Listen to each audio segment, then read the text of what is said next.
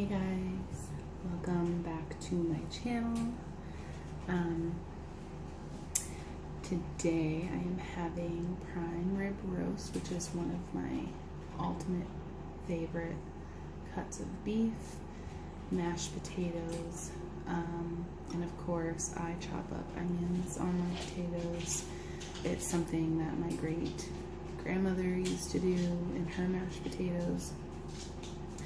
And some carrots, and it is completely smothered in gravy, just how I like it. Hello, high cholesterol. And yeah, so let's dig in. This is my first video that I'm doing in the last few days because I went on a little trip to Ottawa with my mother-in-law.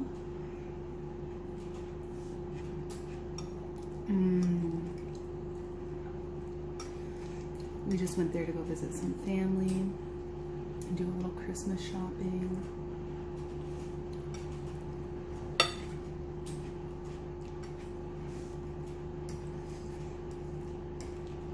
I've been to Ottawa before, but it kind of like just going there to the airport. So it was my first time actually like spending some time there.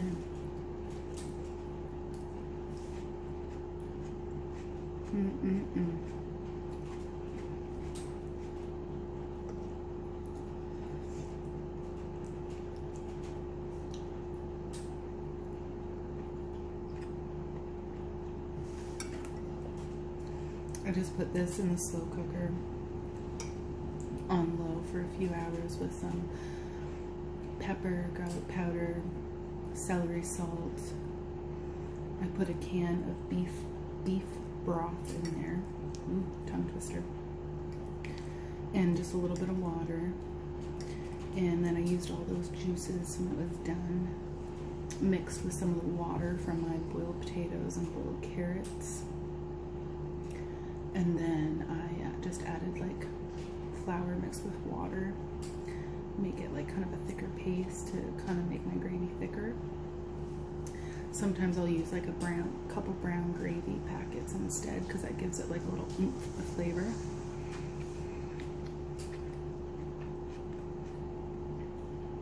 That's actually the way I prefer to make my gravies because I love the extra kapow of flavor.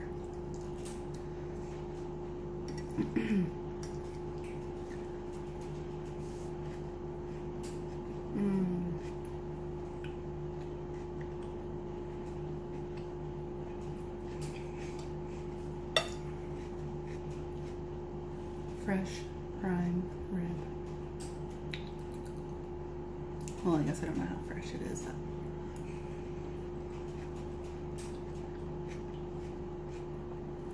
it's so good.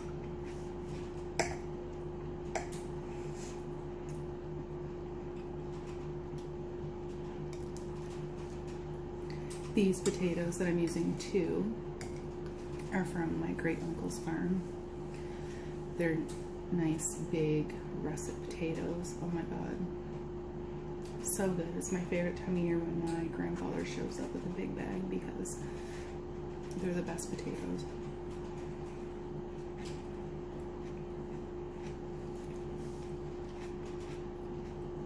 And they're always so big. When I go to the grocery store and try to find comparable potatoes, I can't find any that compare. Now, a lot of people don't like the fatty parts, but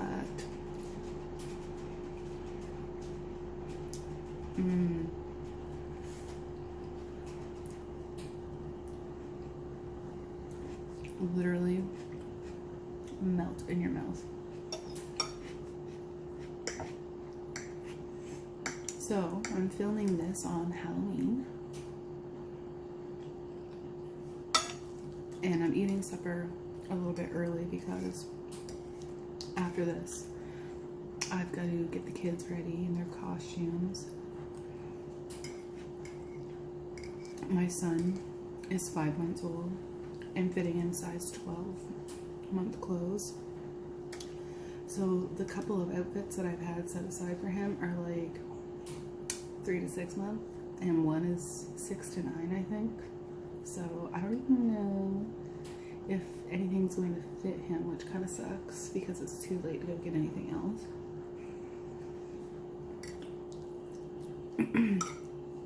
But we'll make it work. I think I've got one thing that will work for him.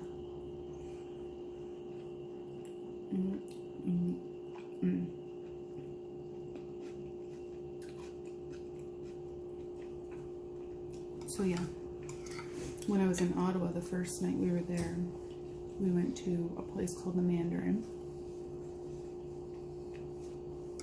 And oh my god, it was a buffet. And it had an all-you-can-eat sushi section, and they had all-you-could-eat salmon sashimi there. Oh my god. I think I had 2 or 3 plates of salmon sashimi, like not full plates, but like I had other stuff, and like a big old wad of salmon sashimi. Oh my god, I ate that until I could not eat anymore.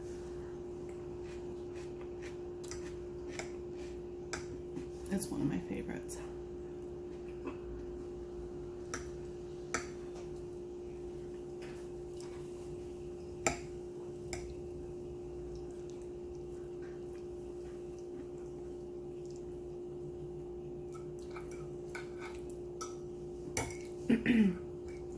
You know, it's tender when you can just pull it apart with your fork.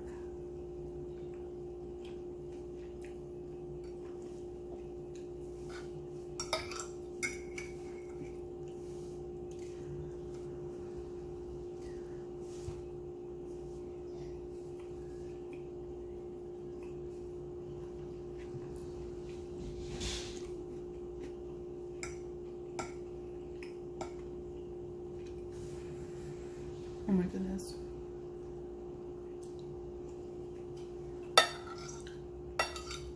I haven't had a prime rib roast in quite some time.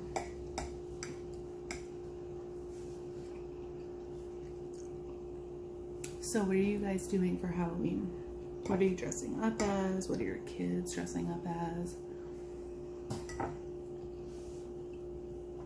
My daughter is going as a Minecraft character. And the outfit I think my son will be able to fit in is like a pumpkin sleeper. And then I've got a little pumpkin hat I can put on him. If that one doesn't fit, I've got like a black skeleton type of sleeper I can put on him. But we'll find out what he's going to be here. Depends on what fits him.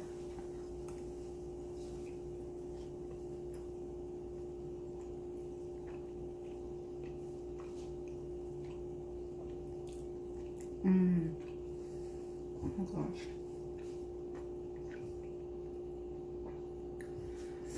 So I don't really dress up for Halloween, and we usually walk around our little neighborhood. But this year they're calling for like 50 to 75 millimeters of rain today. And because we have the baby with us, we are going to have to drive around, which usually we like to park at our nan's house and walk around the neighborhood. And usually by the time we walk like this specific route that we do, our daughter has enough candy to last her till, like, she can't even eat it all. We help. And yeah, so we're gonna drive around this time, which means don't want that dog hair, which means we might be able to hit up more spots. I don't really know, but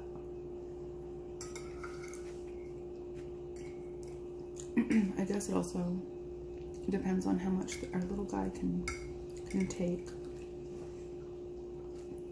He's having a nap right now, and then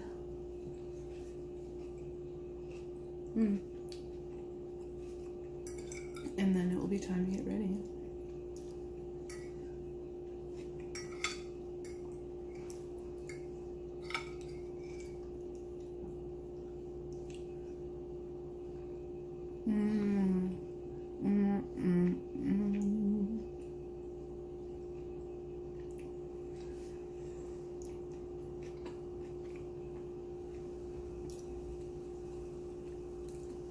There was a piece of fat in that. Literally just disintegrated into buttery goodness in my mouth.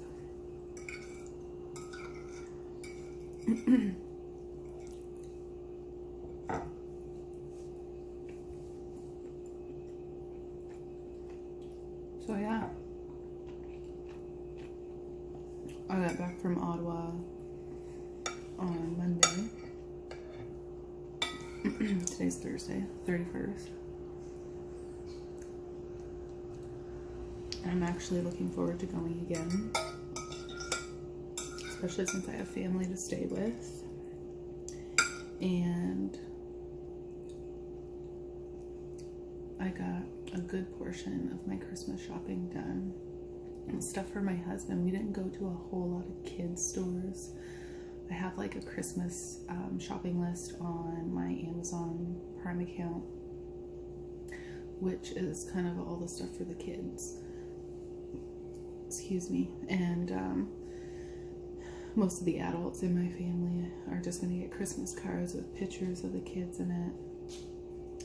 But yeah, I got a few good finds while I was there. And I brought back lots of hand-me-downs because it can't go wrong with hand-me-downs. Kids grow so friggin' fast that you might as well buy second-hand, or you know, take hand-me-downs. I saw an article on Facebook the other day about how like second-hand shopping or going to thrift stores is kind of like the new,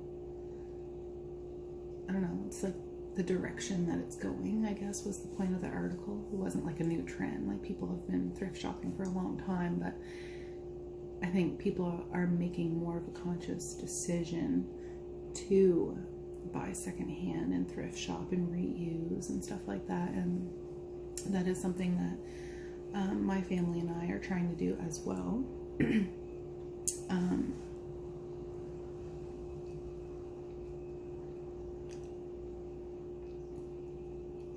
Mercy.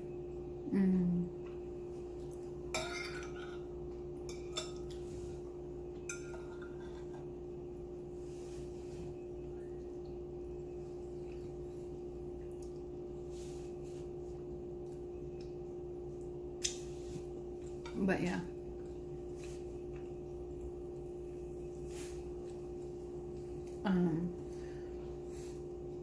We've slowly been transitioning certain items in our household to reusable or sustainable stuff. I have quite a few pieces in my kitchen. I have pieces in my bathroom. I've made my own conditioner, which I haven't used yet, so I can't say if it works, because I had other bottles of shampoo and conditioner in my shower that needed to be used up.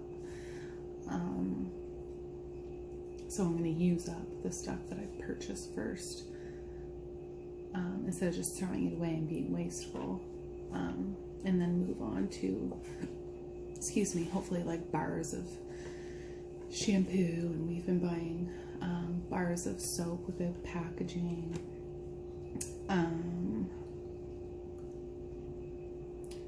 yeah, stuff like that. So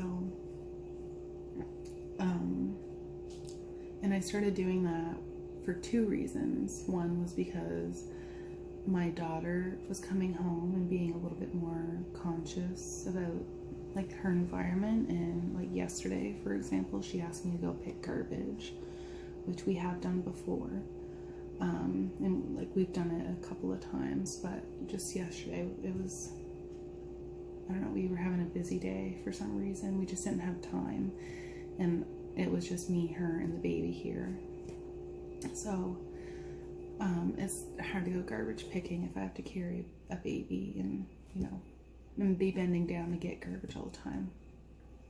So that might be a thing her and I do when my husband's around. But yeah, so she's one of the reasons. Yeah, I feel like her generation is for sure going to be you know, the game changers as far as our environment's concerned.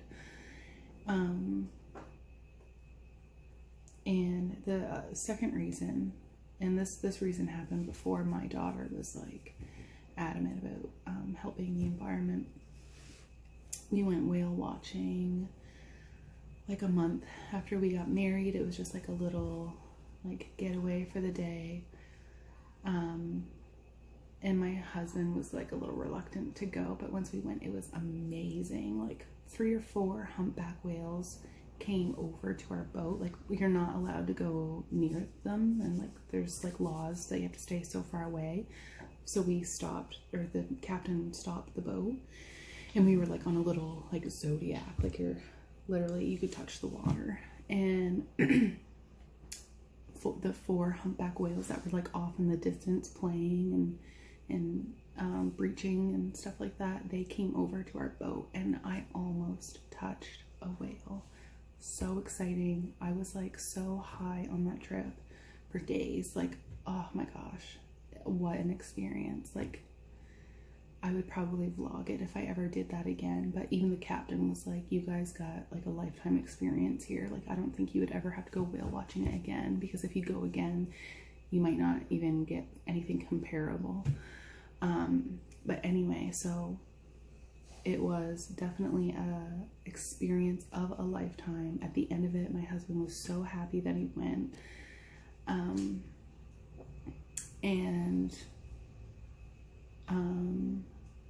Oh yeah, so leading into my second reason, while we were heading out to like the ocean, we kind of stopped because there was other whales like playing in the water along the way to like this spot that we were going. And I saw something in the water and I got excited, and I was like, oh look, a jellyfish, because I've actually never seen a jellyfish before, even though I live in the Maritimes. Never seen a jellyfish before, and I was so excited. And then as we got closer, it was a floating plastic bag. And I literally felt so defeated. And I like to think that I live in a relatively like cleanish environment. So I was really disappointed, I guess, when I saw that. It kind of was one of those moments where I kind of, I don't know, it just, I had this realization that it's happening in my own home as well. And, you know, I didn't really do anything at that point, but it was like the seed that was planted in my mind, and I found a newfound love for the ocean and for whales. Like, I'm actually quite terrified of like the open water like that, but when those whales were near the boat, it took everything in me to not jump in that water with them. Like, I was so happy, which would have been so dangerous. Don't ever do that. But it actually was a thought that crossed my mind, and then I was like, wait a minute, if there's whales, there's sharks. Do not jump in the water. But yeah, so long story short, my daughter and then my whale sightseeing trip were 2 of the things that really got me going for wanting to do my part for helping our environment, I guess. And I don't put any pressure on myself. I don't try to be perfect at it. Could we be doing better? Yes. One of the things I find difficult right now is packing lunches.